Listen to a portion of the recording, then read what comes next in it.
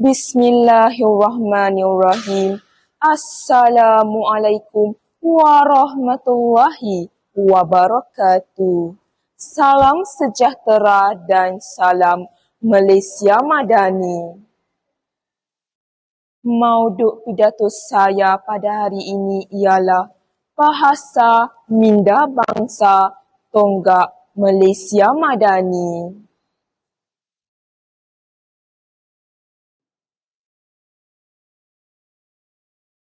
Burung merbah terbang tinggi, hinggap sebentar di pohon sena.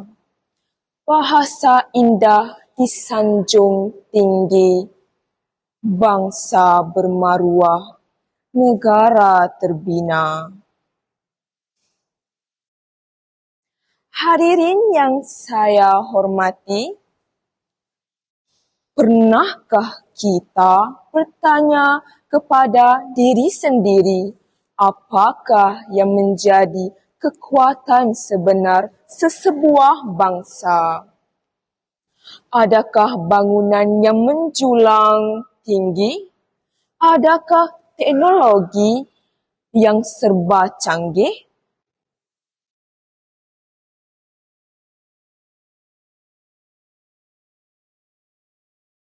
Jawapannya bukan itu.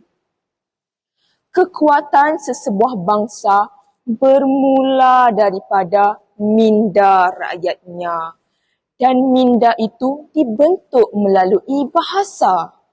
Bahasa bukan sekadar alat komunikasi, malah menjadi lambang identiti, menyampai ilmu dan memupuk perpaduan.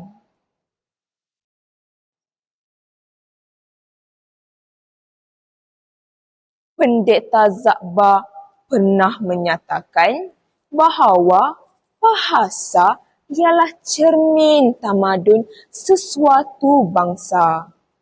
Kata-kata ini jelas membuktikan bahawa kemajuan sesebuah negara tidak akan lengkap tanpa rakyat yang menghargai bahasanya sendiri. Hadirin sekalian, bahasa yang baik melahirkan pemikiran yang matang. Pemikiran yang matang pula melahirkan masyarakat yang berilmu, beradab dan saling menghormati. Benarlah kata pepatah, bahasa menunjukkan bangsa.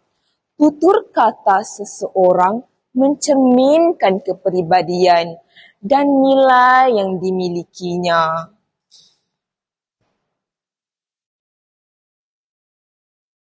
Hadirin yang dihormati, dalam usaha membina Malaysia Madani, bahasa Melayu menjadi jambatan yang menghubungkan rakyat pelbagai kaum dan budaya.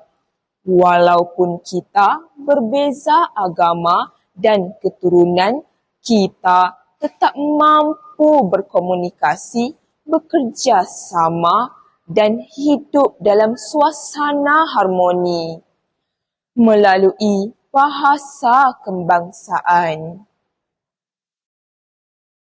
Hadirin sekalian, bak kata peribahasa, bersatu kita teguh, bercerai kita roboh. Perpaduan tidak akan lahir tanpa komunikasi yang baik. Dan komunikasi yang baik bermula dengan bahasa yang santun. Namun begitu, hadirin sekalian, kita semakin hanyut dengan penggunaan bahasa rojak, singkatan yang berlebihan dan bahasa yang kurang sopan, terutamanya di media sosial. Lebih menyedihkan apabila ada yang beranggapan bahawa penggunaan bahasa Melayu yang betul sudah tidak penting. Persoalannya, jika kita sendiri tidak menghargai bahasa kebangsaan, siapakah lagi yang akan mempertahankannya? Hadirin sekalian, sebagai generasi muda, kita memikul amanah untuk memastikan bahasa Melayu terus subur dan dihormati. Gunakanlah bahasa yang baik dalam pertuturan, penulisan dan media sosial. Kuasailah bahasa asing demi menimba ilmu. Namun, jangan sesekali melupakan bahasa sendiri. Hadirin yang saya hormati, bahasa bukan sekadar warisan, tetapi amanah. Amanah untuk dipelihara, diperkasa dan diwariskan kepada generasi akan datang. Jika bahasa terus dimartabatkan, jati diri bangsa akan kekal utuh dan cita-cita Malaysia Madani akan lebih mudah direalisasikan. Sebelum saya mengakhiri pidato ini, izinkan saya menyampaikan serangkap pantun. Kalau mencari tempat berteduh, pohon redang menjadi pilihan.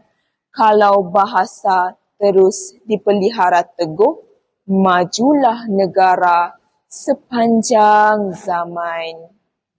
Akhir kata, marilah kita bersama-sama memartabatkan bahasa Melayu kerana bahasa membina minda bangsa dan minda bangsa menjadi tonggak Malaysia Madani.